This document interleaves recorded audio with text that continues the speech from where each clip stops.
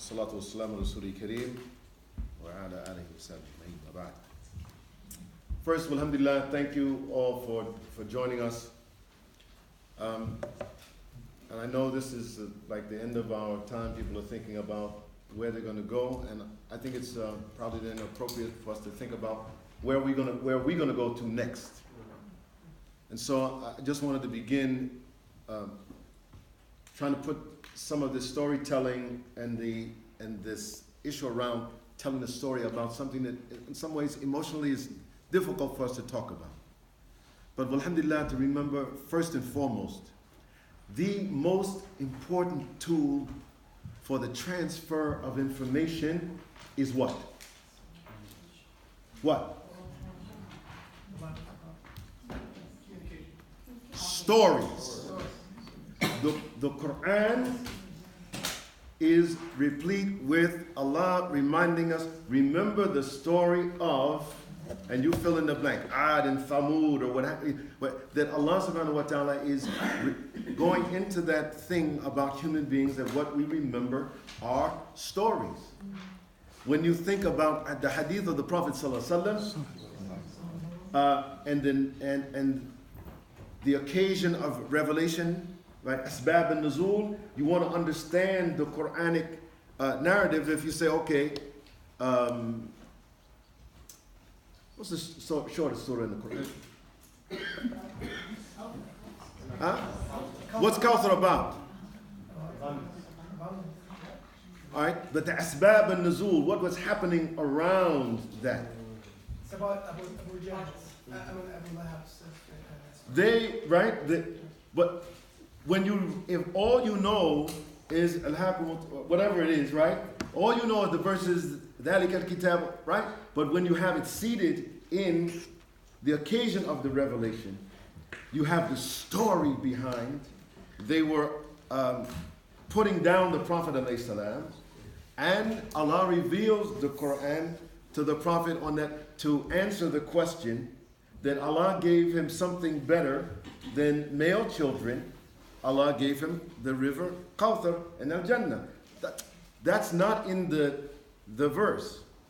You have to know the story, the asbab and nuzul, what was the occasion of the revelation in order for you to get the real meaning.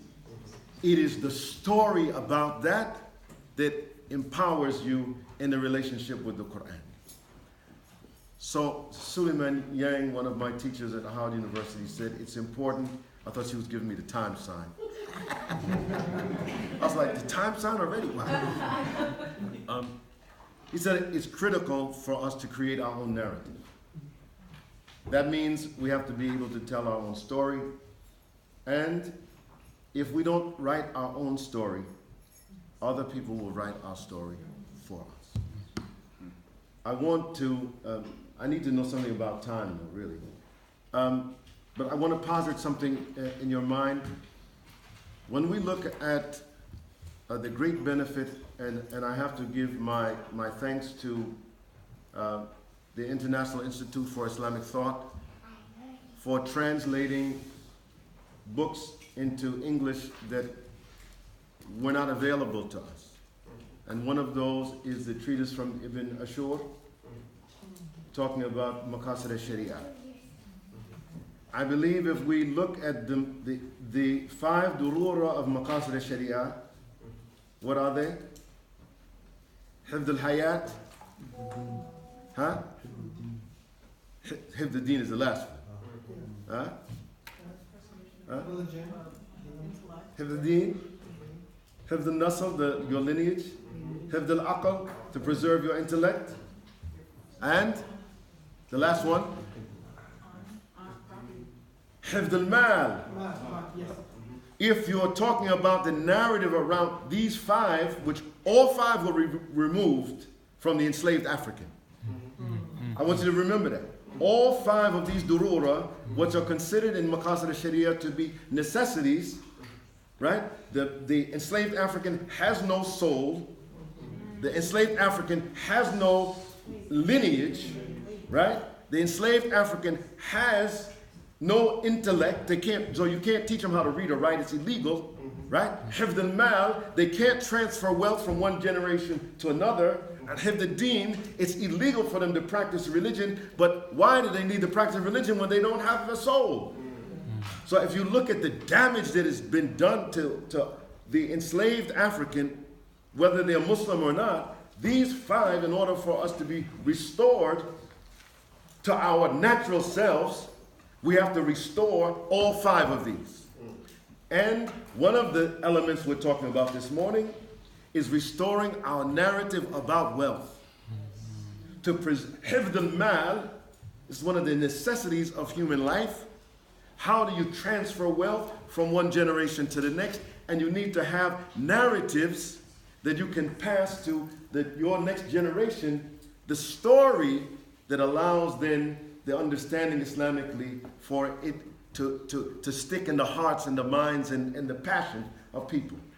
I had an uncle, Uncle S.J., he lived to be 105 years old.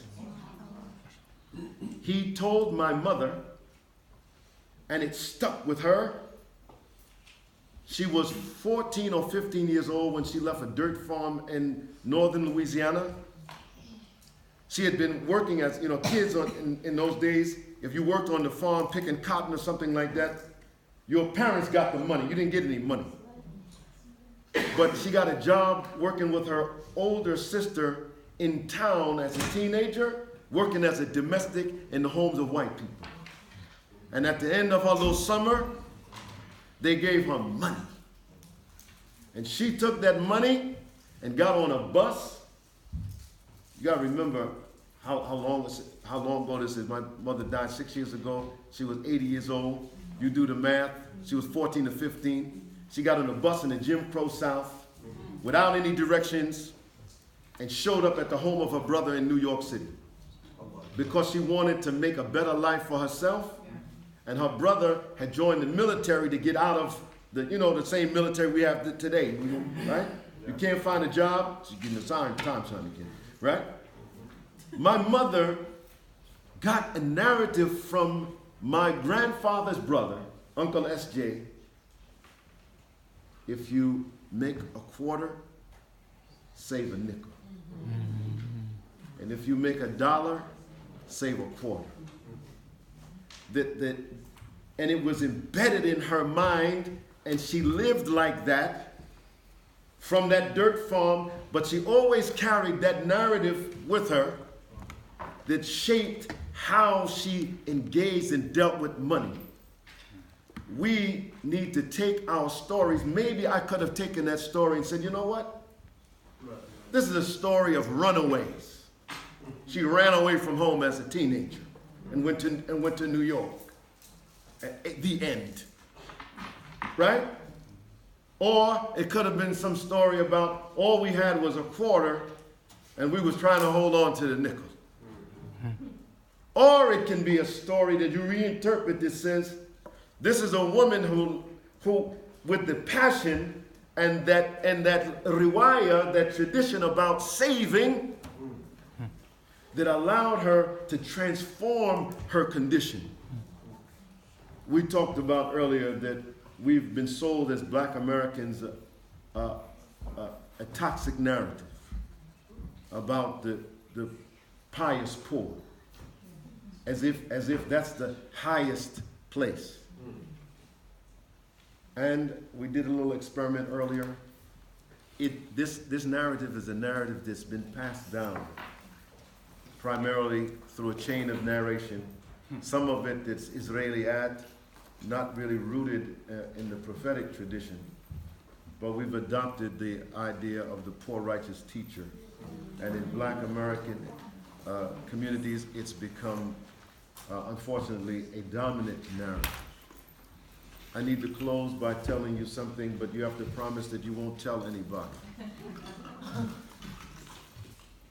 That poor Black American woman, she left the farm, and by the way, when they were so poor, they used to walk to school, and they would have a biscuit and a piece of fat for their lunch.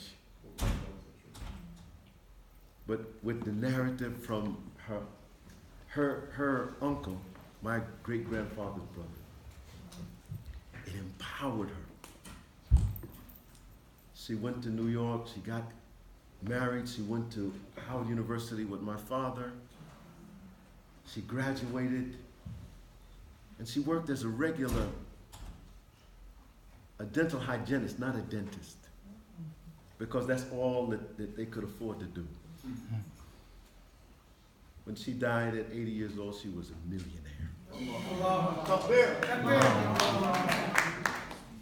I believe that's because her narrative about money was shaped by a man who lived to be 104 years old.